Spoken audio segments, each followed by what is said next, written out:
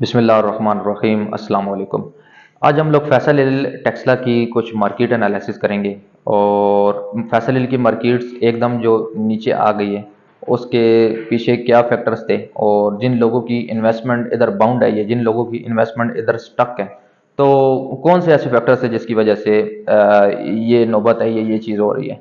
तो सबसे पहले आपको मैं ये बताता चलूँ कि फैसल हिल की मार्केट जिस तरह बाकी रियल एस्टेट सेक्टर बहुत अच्छा जा रहा था तो एकदम इसमें डिक्लाइन आया है, तो फैसल हिल पे भी उसका इम्पैक्ट पड़ा है। अगर एग्जैक्ट आपको मैं बताऊं तो 2021 के फर्स्ट हाफ में मार्केट बहुत ज़्यादा अच्छी जा रही थी और पीक पे थी। उसके बाद एकदम मार्केट में डिक्लाइन आया है, तो उसका एक जो फैक्टर था, सारा रियल एस्टेट सेक्टर पाकिस्तान का उस पर इम्पैक्ट हुआ, उसको नेगेटिव इम्पैक्ट हुआ है। तो फैसल हिल की मार्केट भी उसी वजह से, एक फैक्टर तो ये है बुनियादी फैक्टर, उसी की वजह से नीचे आई है, जो कि सारी रियल एस्टेट मार्केट्स पर जिसका असर हुआ है, तो फैसल हिल पर भी इसका बिल्कुल असर हुआ है। तो उसके बाद आते हैं मेन जो स्पेसिफिक फैसल हिल के बारे में। तो जैसा को आपको आपको पता है, किसी भी रियल एस्टेट मार्केट में एक एंट्री का टाइम होता है और एक एग्जिट का टाइम होता है। एंट्री का टाइम से मुराद ये है कि वो कौन सा टाइम होता है जब इन्वेस्टमेंट आपके लिए मौजूद होती है, कि इस टाइम पर आप इन्वेस्टमेंट कर लें, प्लाट उठा लें, और जब वो अपनी एक अच्छी वैल्यू पे जाए तो उस टाइम आप उसको सेल कर दें। तो ये जो मार्केट से एग्जिट करना होता है, ये वाली टाइमिंग बहुत ज़्यादा इंपॉर्टेंट होती है, इस पे लोग बिल्कुल तवज्जो भी नहीं देते। तो यही मेन मेरा पॉइंट है कि फैसल हिल में जब एग्जिट का टाइम था तो उस टाइम लोगों ने एग्जिट नहीं किया, या उस टाइम लोगों ने बाइंग स्टार्ट कर दी। मैं आपको मिसाल देता हूँ कि फैसल हिल के अंदर जिन लोगों ने 30-35 लाख का प्लाट लिया था, उन्होंने विद इन फ्यू मंथ्स इस प्लाट को, जब इसकी पीक आई जून जुलाई के अंदर 2021 की आप ले लें, तो उन्होंने ये 60 लाख का, 55 लाख का सेल करके मार्केट से वो एग्जिट कर गए। और वो लोग कि जिन्होंने दूसरों की देखा देखी कि फैसल हिल की मार्केट रोज बरोज ऊपर जा रही है, मतलब आप अगर मैं बताऊं तो 5 मरले के प्लाट का रेट उसमें 1 लाख का जंप आ रहा था पर वीक।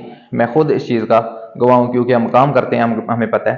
तो ये देखा देखी लोगों ने 55 लाख, 60 लाख में 5 मरले का प्लाट उठा लिया, जब फैसल हिल अपनी बिल्कुल पीक पे थी, अपनी सेचुरेशन लेवल पे थी। तो उसके बाद जारी बात है, मार्केट में या तो मार्केट ने उधर जाके स्टेबल होना था या मार्केट ने नीचे आना था।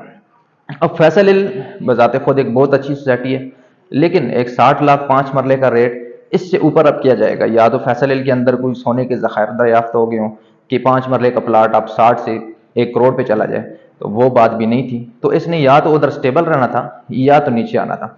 तो सबसे पहला फैक्टर आपको ये बताने का है कि राइट टाइम पे मार्केट से जिन लोगों ने एग्जिट नहीं लिया, जिन लोगों ने उस टाइम पर जब इसकी पीक थी प्लाट सेल नहीं किए, वो लोग अब फंस गए हैं जी, उनकी इन्वेस्टमेंट फंस गई है और इन्वेस्टमेंट बिल्कुल उधर स्टक हुई पड़ी है, और वो लोग अब काफ़ी नुकसान पे प्लाट बेच रहे हैं। जिस तरह मैं आपको एग्जांपल दूं कि बी ब्लॉक के अंदर एक नॉन पोजीशन का प्लाट, मेरे एक दोस्त हैं कतर से, उनको मैंने मना किया कि ये अब मार्केट से एग्जिट का टाइम है, तो एक प्लाट उनको बड़ी अच्छा प्रॉफिट दे के गया।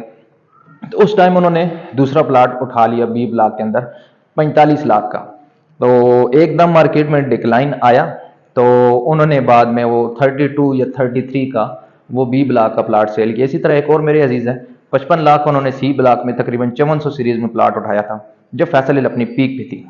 तो उनके साथ भी कुछ इसी तरह का मामला हुआ, वो तकरीबन 45 का या 44 लाख का उन्होंने बाद में नुकसान पे सेल किया।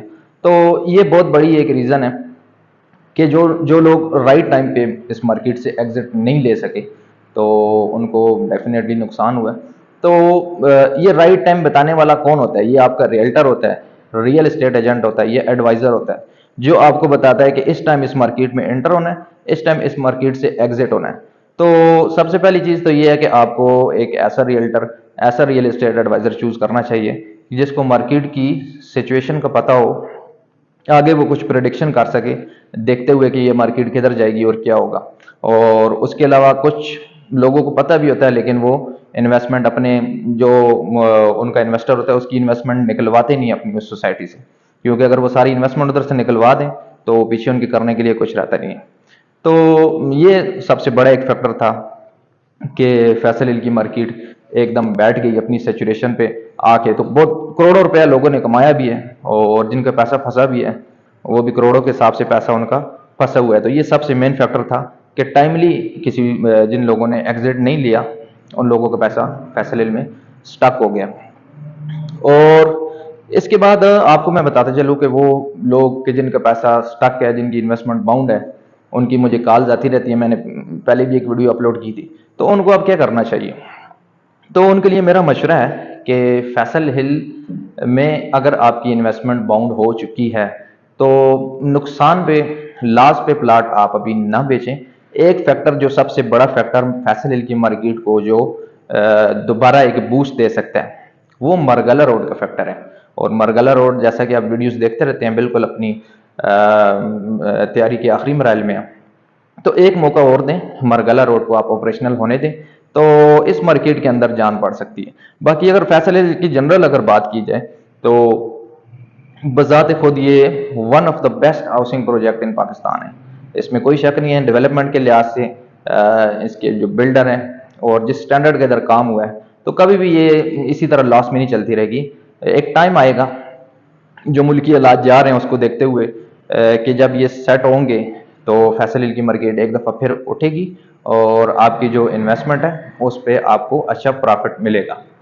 तो फैसल हिल के अंदर ये कुछ फैक्टर्स थे। ये मेरा अपना ज़ाती एनालिसिस है जी, इससे बिल्कुल आप डिसएग्री कर सकते हैं, क्योंकि हमारा जब से ये फैसल हिल बनी है हमारा इधर आना जाना है, हम इसके जो भी डेवलपर हैं उसको जानते हैं, जो भी सारी अंदर की सूरत हाल होती है उसको हम देखते रहते हैं। तो उसको बेस बना के ही ये एनालिसिस मैंने किया है। आप बिल्कुल इससे डिसएग्री कर सकते हैं। फैसल हिल के बारे में मजीद इसी तरह की इंफॉर्मेशनल वीडियो इस चैनल पे आती रहेंगी। बहुत शुक्रिया। अल्लाह हाफिज़।